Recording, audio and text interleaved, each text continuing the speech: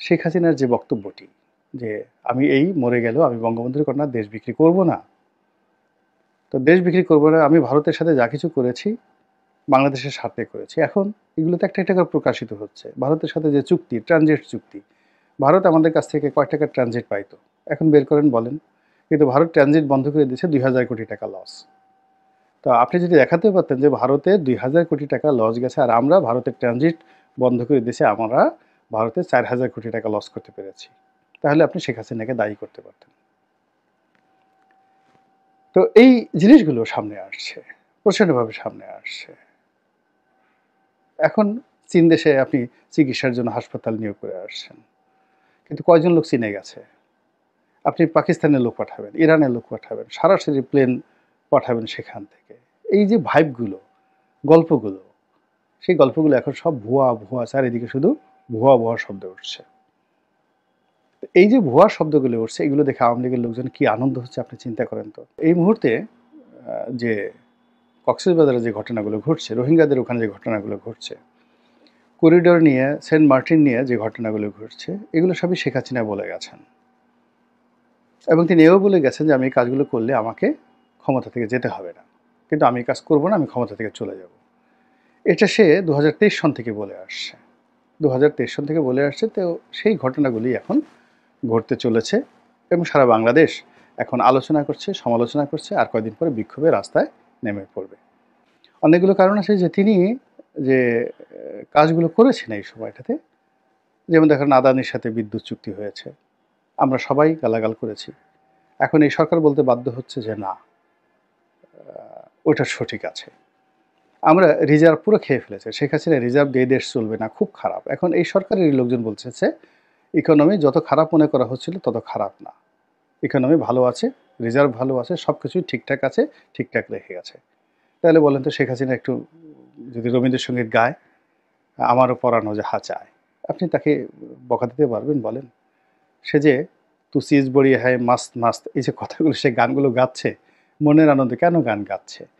Because এই সময়টিতে এসে এখনো পর্যন্ত পদ্মা সেতুতে যে দুর্নীতি হয়েছে, মেট্রো রেলে দুর্নীতি হয়েছে, আপনি পদ্মা সেতুতে যাচ্ছেন, মেট্রো রেলে দুর্নীতি হচ্ছে, তারপরে রূপপুর পারমাণবিক কেন্দ্র থেকে মানে ১,১০,০০০ কোটি টাকার প্রকল্প থেকে শেখ হাসিনা তার পরিবার ৭০,০০০ কোটি টাকা চুরি করে নিয়ে গেছে।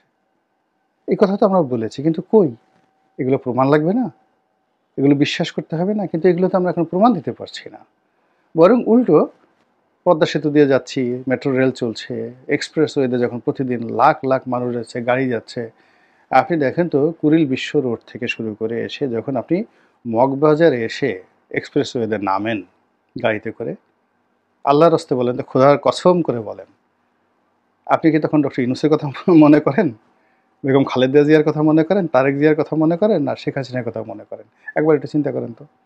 আপনি যখন মেট্রো রেলে বসেন, মেট্রো রেলে বসে কি আপনি হিলারি ক্লিন্টনের কথা চিন্তা করেন, বারাক ওবামার কথা চিন্তা করেন, বা ডক্টর ইউনূসের যে স্বাস্থ্য উপদেষ্টা নূরজাহান বেগম, অথবা তার যে ব্যক্তিগত সচিব আছেন, আর সুন্দরী মহিলা আছেন, ভদ্রমহিলা, তো ওনার কথা কি আপনার মনে হয়, বা ওনার প্রেস সচিবের কথা মনে হয়, নাকি শেখ হাসিনার কথা মনে হয়? আপনি একটু চিন্তা করেন অবস্থা। ভীষণ রকম আনন্দ হচ্ছে যে এই মানুষগুলো দুদিন আগে সরকারের প্রশংসায় পঞ্চমুখ ছিল, যে মানুষগুলো এই ছাত্র জনতার জন্য যাকে বলা হয়, যাকে বলে তাদের হৃদয় মন সব কিছু খুলে দিত, এখন তারা তাদের অনেকের প্রতি এতটা রাগ যে পারলে ৩২টা দাঁত খুলে দেবে থাপড়াইয়া। এরপরে অনেক পণ্ডিত ব্যক্তি, অনেক পণ্ডিত ব্যক্তি, যেমন ফরহাদ মাজহার, তারপরে আপনার ধরুন আসিফ নজরুল, এখন এই সমস্ত মানুষের যে একটা ভাইব ছিল সারা বাংলাদেশে জুলাই আগস্টের আগে পরে, এখন কোন অবস্থাতে আছে আপনি গিয়ে দেখেন তো, তাদের প্রাইভেট সেফটি অ্যান্ড সিকিউরিটি কি আগের মতো আছে? তো সব মিলিয়ে এই যে একটা অবস্থা তৈরি হয়েছে, সেই অবস্থার কারণে দাঁত বের করে কিলবিল করে আওয়ামী লীগের লোকজন হাসার সুযোগ পেয়েছে। আর আরও অনেক মানুষের মতো আমরা যারা এই সামাজিক মাধ্যম ব্যবহার করে, গণমাধ্যমে লিখে জনমত তৈরি করেছিলাম শেখ হাসিনার বিরুদ্ধে, আর এদেরকে আমরা আবাবিল পাখি হিসেবে গ্রহণ করেছিলাম, বুঝতে পারছি না আমাদের অবস্থা কতটা নাজুক অবস্থায় পৌঁছে গেছে। বর্তমান ছাত্র এবং সমন্বয়ক তাদেরকে সমালোচনা করেছেন যে এদের বিরুদ্ধে যে দুর্নীতির অভিযোগ এসেছে, এরা যেভাবে সচিবালয়ে যাচ্ছে, যেভাবে ডিসি নিয়োগ থেকে শুরু করে বদলি, বাণিজ্য, তদবির, টেন্ডার বাণিজ্য থেকে শুরু করে নানা রকম ঘুষ, দুর্নীতি, অনিয়ম, দখলবাজি এবং আমাদের এই ব্যবসায়ীদের, দুর্নীতিবাজ ব্যবসায়ীদের হাতিয়ার রূপে তারা ইতিমধ্যে যে সকল অপকর্ম করেছে এবং যে সকল ছবি আসছে এবং তারা যেভাবে ধড়িবাজ ব্যবসায়ীদের খপ্পরে পড়ে গেছেন, এই বিষয়গুলো নিয়ে রুহুল কবির রিজভী সাহেব সমালোচনা করছিলেন যে এরকম যদি হয় তাহলে বিপ্লব হলো কেন। আর এই যে ছাত্ররা যে কাজকর্মগুলো করছে এর সাথে পাল্লা দিয়ে তো অন্যরাও করবে। এর কারণ হলো মন্দ কাজ এটা জ্যামিতিক হারে বাড়তে থাকে। এর কারণ হলো যে এই কাজগুলো তো ছাত্রলীগ করেনি। ছাত্রলীগ ক্যাম্পাসে মাস্তানি করেছে, নীলক্ষেতে চাঁদাবাজি করেছে, তারপরে অন্য অন্য এলাকাতে চাঁদাবাজি করেছে, ফুটপাতে চাঁদাবাজি করেছে, কিন্তু সচিবালয়ে ছাত্রলীগ ঢুকে মাস্তানি করেছে এই ঘটনা তো আমরা শুনিনি কখনো। ছাত্রলীগের প্রেসিডেন্ট, সেক্রেটারি, বাংলাদেশের যেখানে সবচেয়ে বড় সংগঠন, 20 লাখ থেকে 30 লাখ ছাত্রের একটা সংগঠন, সেখানে ছাত্রলীগের সভাপতি মানে বিশাল ব্যাপার। তো তাকে তো তখন কোনো গ্রুপ অফ কোম্পানি যেটা গাড়ি দেয়নি উপহার, কিংবা সাদ্দামের বিকাশে কেউ তো, বা রব্বানির বিকাশে কেউ 50,000 টাকা দিয়েছে, এরকম ঘটনা তো আমরা শুনিনি কখনো। তারা চাঁদাবাজি করেছে, সব কিছু করেছে, টেন্ডারবাজি করেছে, এটা অস্বীকার করার উপায় নেই। কিন্তু এখন যে কাজগুলো হচ্ছে এটা তো খুবই ম্যাটিকুলাস, একেবারে সিস্টেমেটিক ওয়েতে। একটা ছাত্র সে গিয়ে একজন ডিসি লেভেলের কর্মকর্তাকে তদবির করছেন বদলি করার জন্য, এবং এটা হচ্ছে। আর একজন ডিসি তাকে টাকা দিচ্ছে যে তুমি এটা করাই দাও। এরপর ব্ল্যাঙ্ক চেক হচ্ছে, সেখানে কত কোটি টাকার একটা চেকের কথা উঠলো, এবং এর সাথে একেবারে সচিব পর্যায়ের কর্মকর্তাদের দুর্নীতির সংযোগ আসছে। এটা তো শেখ হাসিনার জমানাতে হয়নি। এটাই রুহুল কবির রিজভী সাহেব বলার চেষ্টা করেছেন। এবং এখন আমি তার সঙ্গে যদি আরও কিছু যোগ করি, যে শেখ হাসিনার খুশির অনেকগুলো কারণ আছে। বা যখন সব জায়গাতে গিয়ে দেখে যে পুলিশ কাজ করছে না, তারপরে কোর্ট কাছারিগুলোতে যে যার মতো করে মারধর, কাটাকাটি ইচ্ছা মতো করছে, তখন কি আপনার মনে হয় না যে না, এসে একটা শক্ত শাসক থাকলে ভালো হতো?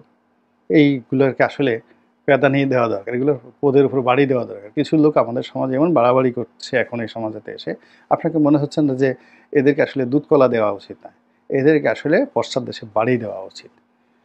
তো টেকনাফ থেকে তেঁতুলিয়া পর্যন্ত প্রতিদিন লক্ষ লক্ষ ঘটনা ঘটছে, যে ঘটনায় মানুষ শেখ হাসিনাকে স্মরণ করতে বাধ্য হচ্ছে।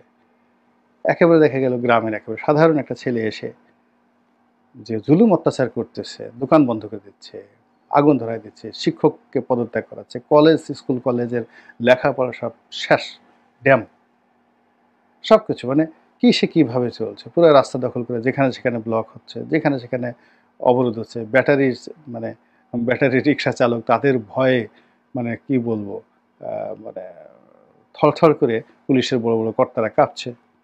গার্মেন্টসের কর্মীরা রাস্তায় নেমে তারা পুলিশ আর্মির একজন ব্রিগেডিয়ারের গাড়ি পুড়িয়ে দিচ্ছে। তো এই যে ঘটনাগুলো, এগুলো দেখার সাথে সাথে প্রতি মুহূর্তে আপনার কার কথা মনে হচ্ছে? আপনার কি ডক্টর মোহাম্মদ ইউনূসের কথা মনে হচ্ছে?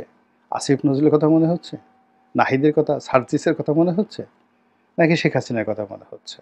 আর এটা আপনার এই যে মনের যে কথাগুলো, এটা যদি শেখ হাসিনা টের পেয়ে যায় যে তাকে কেউ স্মরণ করছে, সে কি খুশিতে একটু লাখ পাবে না? পিয়ার কিয়া তো ডরনা কিয়া। তো উনি ওইবার তো বলছে তু সিজ বড়ি এক মাস মাস। আমার তো মনে হয় নেক্সট বার উনি ভিডিওতে যখন কথা বলবেন, তো পিয়ার কিয়া তো ডরনা কিয়া, আমি তো বাংলাদেশকে ভালোবেসেছি, বাংলাদেশকে পেয়ার করেছি, তো এত ভয় কিসের, ডর কিসের? এইভাবে তিনি গান শোনাবেন, হিন্দি গান শোনাবেন, গেল ওনার কথা। এরপর আসি আওয়ামী লীগের গড়াগড়ি। আওয়ামী লীগ তো আছে, 1% আওয়ামী লীগও দেশ ছেড়ে যায়নি। 99.99% আওয়ামী লীগের লোকজন এখন আছে। হায়েস্ট 10% লোক বাস্তুচ্যুত হয়েছে, এলাকা ছেড়ে অন্য এলাকায় গিয়েছে, আর বাকিরা সবই এলাকাতে আছে। তারা বসে বসে তামসা দেখছে, মুচকি মুচকি হাসছে, এবং তুলনা করছে যে না, আমাদের যুগে তো এই জিনিসগুলো হতো বা হতো না। তারা নিজেরা চিন্তা করছে। প্রথমে তারা খুব ভয়ে ছিল, আতঙ্কে ছিল, এখন তারা দেখতেছে যে মাই গড,